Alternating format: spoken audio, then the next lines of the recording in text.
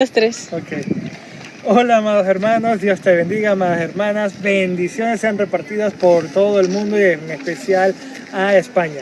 Hoy te damos la bienvenida nuevamente a tu iglesia cristiana Aljaba de Dios España. Es una bendición tenerte aquí. Disfrutamos de tu presencia. Comparte estos videos para que sean de bendiciones a todas las personas que tú conozcas y que en el nombre del Padre, del Hijo y del Espíritu Santo esta sea una palabra de bendición para tu vida. Vamos a aprovechar de orar. Padre Señor, hoy te damos gracias, te damos gloria y honra por lo que estamos haciendo aquí en España. Hoy nuevamente aquí en el parque de Getafe, en el parque Andalucía, llevando las buenas nuevas de salvación. Bendice esta tierra de España, bendice la palabra que hoy llevamos para la gloria del Padre. Hermanos, hemos comenzado la semana pasada con una serie que se llama Conquistando la tierra que Dios te ha dado.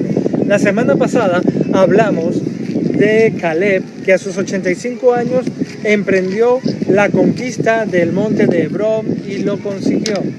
Esta vez, en esta segunda parte de la serie, vamos a estar justamente hablando sobre la segunda parte, que es la sal de la tierra.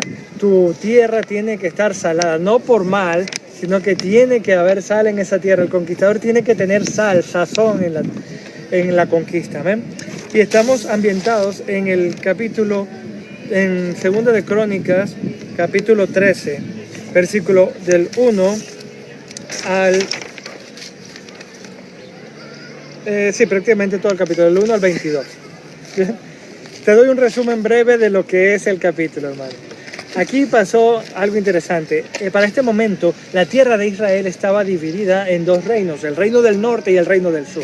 Jeroboam, con las 10 tribus de Israel, estaba en la parte norte y era llamada la nación de Israel, mientras que en la parte sur estaba Abías, ¿bien?, con las tribus de Judá y de Benjamín. Estos dos reyes llegó un momento en el cual se confrontaron y había una batalla, pero sumamente impresionante, en la cual el primer rey, el rey de Israel, había conseguido 800,000 hombres e iba a hacer frente al rey Abías de las tribus del sur, que tenía 400,000 personas. Había una diferencia inmensa de 2 por 1 prácticamente entre lo que eran las fuerzas militares de uno y las fuerzas militares del otro. Pero había una condición espiritual interesante en la vida del primer rey, que era el rey, bien, Jeroboam. El rey Jeroboam se le había profetizado que iba a arrancar 10 de las tribus de Israel, iban a ser parte de su reino, pero que nunca se apartase de Dios. Pero sin embargo, el rey Jeroboam se apartó de Dios, expulsó a los sacerdotes y también a los levitas y se desvió. Hizo becerros de oro, los cuales puso uno en la ciudad de Betel y otro en la ciudad de Dan. Se dio y se entregó al paganismo, y allí hubo simplemente un apartar nuevamente de las tierras de Israel y del pueblo de Israel a dioses paganos, lo cual evidentemente trae maldición. También ocurrió que este rey fue a esa batalla en busca de terminar de conquistar a las dos tribus que faltaban, que era la de Judá y la de Benjamín. Pero Abías, que era el otro rey, se mantuvo haciendo la voluntad de Dios, se mantuvo ferviente en el Señor, mantuvieron el culto a Dios, se mantuvieron fieles. Los sacerdotes de Aarón y los levitas estaban constantemente en el templo, y 2 veces por día ellos llevaban la ofrenda al templo, sacrificaban holocausto a Dios, tenían lo que era la parte de llevar los panes de la proposición, tenían y vertían el incienso alrededor del templo. Entonces se mantenían en ese culto racional a Dios, y eso les llevó a tener la confianza a Dios, que cuando viniesen sus enemigos ellos podían luchar. Entonces vemos este pasaje impresionante donde el rey Abías sube a una montaña y desde allí habla con el rey y les dice: hey, israelitas, recuerden que nosotros somos la casa de Judá, y Dios hizo un pacto con nosotros, un pacto eterno, y ese pacto era que nunca se separaría el reinado de Dios sobre esta tribu, la tribu de Judá. De hecho, De ahí es de donde viene Jesús, de la tribu de Judá. ¿Bien? Por eso lo llaman también el león de Judá. Y nunca se apartaría y el reinado sería eterno. Y hoy en día tenemos el reinado del Mesías justamente gracias a esa promesa que hizo Dios allí. Entonces él decía, si ustedes van contra nosotros, están yendo en contra del Rey, de Jehová de los ejércitos, del Señor de señores, del Rey de reyes y del Señor de señores, del Dios de dioses. Y se los advirtió. Pues bien, ¿qué pasó con este rey de Israel? No hizo caso y fue a la batalla. En lo que lleguen a esa batalla, impresionantemente, resulta ser que la tribu de Judá empieza a clamar al Dios Altísimo. ¿Y qué creen que ocurrió? Resulta ser que Dios estuvo allí con ellos en esa batalla y ellos corrieron detrás de sus enemigos y mataron en ese día a 500,000 personas. Destrozaron la fuerza por completa de Jeroboam y Dios le dio la victoria al rey Abías. Fue una batalla incesante, fue inclemente. Haber visto morir 500,000 personas, los ríos de sangre corrían por todos lados, o sea, eso era algo impresionante y Dios les dio la victoria porque clamaron.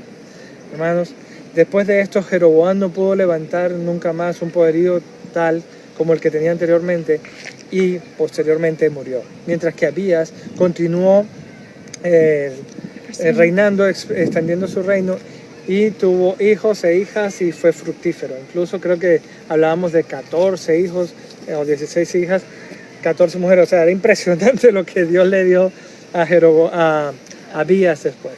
Bien, ahora tomando como base este pasaje, también hay un punto interesante que llama la atención, que es un pacto. Hubo un pacto que era un pacto que no se podía deshacer. Y hoy vamos a reflejar ese pacto. Pero antes vamos a sacar del estudio las 5 características de un conquistador que debemos de tomar en cuenta para bendecir la vida de las personas. ¿Amén? Entonces, el primero es que un conquistador ama a Dios sobre todas las cosas, con toda su mente, todo su cuerpo, toda su alma y el espíritu, a fin de entregar todo su ser a Dios. Y eso lo conseguimos en Éxodo 20 del 1 al 6. Dios dice, y habló Dios a todas estas palabras diciendo, yo soy Jehová tu Dios, que te saqué de la tierra de Egipto y de la casa de servidumbre. Yo soy Jehová tu Dios, no tendrás dioses ajenos delante de mí, no te harás imágenes de ninguna semejanza de lo que está arriba en el cielo, ni abajo en la tierra, ni de las aguas que están debajo de la tierra. No te inclinarás a ellas ni las honrarás, porque yo Jehová tu Dios, fuerte, celoso, que he visto la maldad de los padres, desde los hijos hasta la 3ª y 4ª generación, de los que me aborrecen, y hago misericordia a millares, a los que aman y guardan mis mandamientos. Hermano y hermana, esto nos dice que aquí Jeroboam había roto el primer y grande mandamiento, había hecho becerros de oro y se había apartado de Dios, pero Abías se había consagrado a Dios porque lo amaba de todo corazón y de toda su mente. De la misma forma, tú que quieres conquistar la tierra que Dios te ha dado, esa tierra, ese país, esa nación en la cual tú te encuentras, donde Dios te ha enviado como misionero, donde Dios te ha enviado, bien sea en tu pueblo, en tu ciudad, a bendecir las vidas, tú tienes que amar a Dios sobre todas las cosas. Tu corazón tiene que estar en el pleno servicio de Dios. Tienes que estar concentrado en Él, en la oración, concentrado en su palabra, concentrado en buscar su presencia, buscar su dirección. Bien, y sobre todas las cosas tiene que estar el amor a Dios. Otra de las cosas también que vemos, Jesús nos dice en Mateo 22, 36, 40, dice, Maestro, ¿cuál es más grande mandamiento en la ley? Y Jesús dijo, amarás al Señor tu Dios con todo tu corazón y con toda tu alma y con toda tu mente. Este es el primero y más grande mandamiento. El segundo es semejante, amarás a tu prójimo como a ti mismo. Y de estos 2 mandamientos depende la ley y los profetas. Todo se resume en amar a Dios y amar al prójimo. Cuando Dios te envió a esa nación, cuando Dios te ha enviado a ese lugar, es porque amas a las personas, es porque amas hacer la voluntad de Dios, es porque tienes dentro de tu corazón misericordia para con ellos y sabes que necesitan de Dios, saben que es un mundo perdido, que sin Dios no tienen salvación, que ellos pueden ir al fuego de la llama eterna y sobre todo estar separados de Dios tremendamente por la eternidad. Y por ese amor que tú les tienes, entonces vas a esas naciones a glorificar el nombre de Dios, a predicar su palabra, a interceder por ellos, a hacer oraciones por los enfermos. Hermano y hermana, cada uno de nosotros tiene batallas que luchar en lo económico, en lo financiero, Y es por eso que tú, que amas a las personas, vas para allá para orar por ellas y darle consejos. Pero algo importante que un conquistador tiene que tener antes de empezar a librar las batallas es que tiene que estar consagrado a Dios. Una cosa es que ames a Dios, pero otra cosa es que estés consagrado a Dios. Sin una consagración a Dios es imposible que puedas bendecirlo, es imposible que puedas hacer su voluntad. El cristiano debe mantenerse consagrado a Dios en su vida, debe girar en torno a servir a Dios, estudiar su palabra, orar, esperando la respuesta de Dios para actuar, meditar la palabra de Dios y renovar. La consagración a Dios es básicamente entregar tu vida por completo al servicio de Dios. ¿Vale? Te damos gracias, Señor, y gloria. Otra de las cosas es que no se dan por vencidos fácilmente. Existen dificultades y situaciones complicadísimas bien en la vida. Y el que lucha la batalla, la lucha porque Dios lo ha puesto allí. Porque Dios te ha puesto en la batalla, pero Él va delante de ti como poderoso gigante. Él va delante de ti para luchar, para estar contigo en la batalla, así como estuvo con Abías. Es algo interesante lo que estaba ocurriendo, que el Señor manda a Abías a ir a la batalla con 400,000 personas. Muchas veces nosotros vamos a una batalla por una enfermedad, a batallar por las finanzas, a batallar por un trabajo, a batallar por nuestra pareja, por nuestra novia, nuestro novio, o por esas cosas que esa casa, ese lugar que necesitamos. Y eso sobrepasa nuestras fuerzas, sobrepasa nuestro nivel espiritual, sobrepasa nuestras fuerzas físicas. Tenemos unas batallas externas y unas batallas internas. En las batallas externas vemos todo lo que está a nuestro alrededor y lo que podemos o no hacer. Es una batalla que a veces esa enfermedad sobrepasa el diagnóstico y dice no hay salvación, no hay forma de que sobrevivas, pero sin embargo hay algo interno que nos hace estar confiados, hay algo interno que ese guerrero, ese conquistador dice voy a conquistar esa tierra para Dios, voy a conquistar la salud para Dios, voy a conquistar las finanzas para Dios. Y entonces, pese a las circunstancias, bien, esa lucha que la ves en desventaja, cuando Dios se suma a ti, cuando tú se sumas a Dios a pelear esa batalla, mejor dicho, tú duplicas las fuerzas, tú duplicas las esperanzas, tú duplicas la fe. Y entonces lo que estaba prácticamente muerto sobrevive y revive gracias a la voluntad de Dios. Nosotros vemos cuando el pueblo de Israel iba a las batallas, cuando Dios no estaba presente, ellos perdían y el desastre era tremendo. Pero cuando en ocasiones como esta, ellos simplemente clamaron a Dios, lograron destruir a 500,000 personas. ¿Tú sabes lo que es? Mataron más personas de lo que ellos eran. Ellos eran 400,000 y ellos destruyeron a 500,000. O sea, es impresionante lo que Dios hace en tu vida cuando está presente en ti. Esa enfermedad no tiene cabida en tu vida. Esas finanzas rotas no tienen cabida en tu vida. Esa deuda no puede superarte. Esa preocupación, esa angustia, esa ansiedad no puede superarte. Esos hijos que están en las drogas, en el alcoholismo o que están separados de Dios no pueden estar por encima de lo que Dios tiene para tu vida. Amén. Amén. Pero eso sí, tienes que creer, tienes que ser un batallador, una guerrera del Señor. Tienes que estar clamando en oración, tienes que estar ayunando, tienes que estar intercediendo. Y es estar en la brecha día y noche hasta que Dios responda. Dios está contigo, hermano. Dios está contigo, hermana. Es impresionante lo que Dios puede hacer cuando alguien se arrodilla delante de su presencia, clama a Él, lucha la batalla, ora con fe, se anima y se mueve, declara la palabra con fe. Es algo trascendental. También vemos que los conquistadores no se dan por vencidos, pero un conquistador, bien, tiene algo en su gen, que es que tiene claro cuál es el objetivo, tiene claro cuál es la meta, tiene claro lo que quiere alcanzar. Tú no puedes ir a una oración o a buscar de Dios o a ayunar o a interceder por alguien sin saber por qué lo vas a hacer, porque tus fuerzas se dispersan. Uno de los dichos más populares es divide y vencerás. Cuando tú divides las fuerzas, vences, pero cuando las fuerzas se unen, entonces es mucho más impetuoso el poder del ejército, el poder del agua, el poder, ¿sabes?, de la luz inclusive, y se forman rayos láser que penetran y pueden hasta cortar los metales más profundos. Entonces cuando tú logras agrupar todas esas fuerzas, entonces tienes victoria. Cuando tus fuerzas se agrupan a las de Dios, eres indestructible, ¿bien? Eres genuino, eres fuerte y valiente. ¿Amén? Entonces tú tienes que ir con un objetivo claro en la oración, con un objetivo claro en la conquista. Tú has ido a Chile, has ido a España, has ido a Argentina, has ido a Venezuela, a cualquier lugar del mundo donde Dios te tiene, tú tienes que ir con esa fuerza, amén, y con ese objetivo de ganar y transformar ese país. Cuando un conquistador llega, tiene también algo impresionante en su vida y es que quiere transformar. La conquista nunca es para adaptarse. El conquistador no se adapta al país. El país se adapta al conquistador. Tú como cristiano no te tienes que adaptar a ninguna cultura.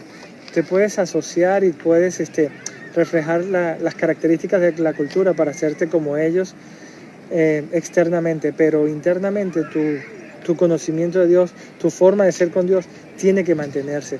Tu forma de ser, tu evangelio, el evangelio que Dios te ha dado tiene que permanecer allí intacto. Con el evangelio y la palabra de Dios no se juega, ni se sujeta a nadie ni a ninguna situación. Bien, Abías no se doblegó ante Jeroboam, aunque eran mayores, no se doblegó ante dioses paganos. Ellos siguieron, aunque eran 2 tribus solamente, ellos siguieron guardando lo que era el amor a Dios y el culto a Dios. De igual manera, cuando tú vayas a cualquier país, tú tienes que mantener tus principios cristianos según la palabra de Dios, pues son innegociables. Tú vas a transformar vidas, tú vas a cambiar personas por el poder del Espíritu Santo, porque es Dios el que lucha la batalla, porque es el Dios el que inspira, es Dios el que motiva, ¿bien? Es el Dios que transforma y tienes que estar pendiente de dónde está Dios trabajando para ir y atacar ese objetivo. Amén.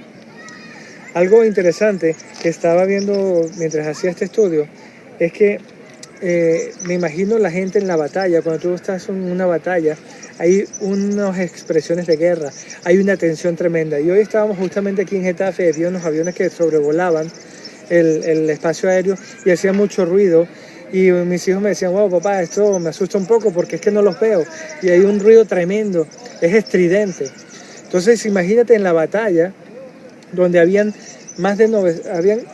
800.000 personas por un lado y 400.000 personas por otro. 1.200.000 personas gritando, 1.200.000 personas con gritos de guerra, con gritos, con odio en sus caras, con una presión de concentración y esperando el sonido de las trompetas, los tambores, solamente para anunciar que van a la batalla, para que se van a enfrentar cuerpo a cuerpo, para que van a agarrar sus espadas o el arma que tengan, las hachas o lo que sea para ir en contra. Y es simplemente ir o morir o vivir. Y si yo no mato al otro, entonces puede que el muerto sea yo.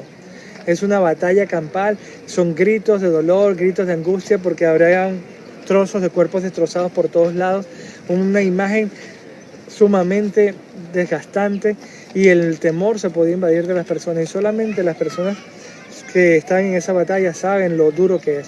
Y esas personas podían sobrevivir a eso. Una era porque tenían a Dios en su corazón y Él les daba la fuerza para impartir, la fuerza para seguir, porque ellos sabían que ellos necesitaban ganar esa batalla, porque si no su pueblo iba a ser totalmente subyugado. Hermano, tú en lo espiritual no puedes dejarte que los demonios estén sobre tu vida, tú no puedes dejar que la enfermedad esté sobre tu vida, tú no puedes dejar que las finanzas estén sobre tu vida, porque van contra ti a destruirte, a matarte, a destruir a tu familia, a destruir a lo que está alrededor tuyo. Quieren simplemente que tú mueras, que tú desaparezcas del mapa. Pero tu confianza en Dios te da nueva fuerza, te da nuevo ánimo, nuevo aliento. Cuando ya sientas desfallecer, cuando sientas que ya no hay más nada que hacer, tienes que clamar a Dios. Tienes que buscar en el lugar secreto, allí en lo profundo de tu alma, de tu espíritu, buscar de Dios, gemir con gemidos indecibles, clamar a Dios. ¿Y qué pasó? Dios les respondió y lograron una tremenda victoria. Entonces, algo también que tiene un conquistador es que no confía en sus fuerzas. Bien, él confía en Dios y en el pacto que Dios ha hecho con él. Para este momento ellos hicieron un pacto de sal. Bien, y es interesante cuando ellos decían, wow, hicieron un pacto de sal. Y hoy mi familia tiene una sal que va a traer para acá y vamos a ver en qué consistía ese pacto de sal y lo vamos a ver gráficamente y está interesante. Bien, ellos traían bolsitas, despiertan las bolsitas, cada uno de ellos tenía bolsitas en donde había sal. Viertan la sal aquí. Todavía no sacan en cámara. Okay. Pongan sal en cada uno de esos. Entonces, este pacto que se hacía de sal era algo que era bien interesante. ¿Por qué? Porque la sal en aquel tiempo era muy valiosa. era prácticamente oro para ellos. De hecho, de ahí es donde viene la palabra salario, porque muchas veces inclusive se pagaba con sal. ¿Bien? Entonces la sal no es como la sal que conocemos ahora, que la tiene todo el mundo en sus casas. Constituía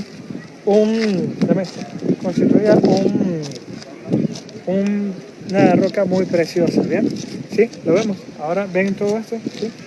Bueno, cuando ellos llegaban, ellos hacían un pacto de amistad o un pacto de hermandad, ¿bien? Entre ellos, ¿bien? Y lo que hacían era que todos vertían su sal, fíjate, cada uno tiene su sal, ¿bien? Perfecto. Y esa sal era vertida en un solo sitio, ¿bien? Era vertida aquí, ¿bien? Esa sal era revuelta, ¿bien? Y cada uno tomaba un poco de sal, ¿bien? Mojaba pan, nos trajimos pan, y posteriormente esa sal era nuevamente repartida en cada una de las bolsitas, ¿bien? De forma tal que ellos no podían volver a separar su sal. Entonces era un pacto que era indestructible, porque ninguno de nosotros puede volver a tomar el granito de sal que trajo originalmente. ¿Lo puedes identificar? No. ¿Sabes cuál es? ¿Te puedes llevar tu mismo grano? No, ¿por qué? Porque todo está mezclado. Entonces, ese pacto que tenían se constituía en un pacto de hermandad, un pacto de unidad que era inseparable. Y eso fue lo que Dios hizo cuando hizo un pacto con David, donde dijo que nunca se iba a separar el reino mesiánico de su tribu. ¿Bien?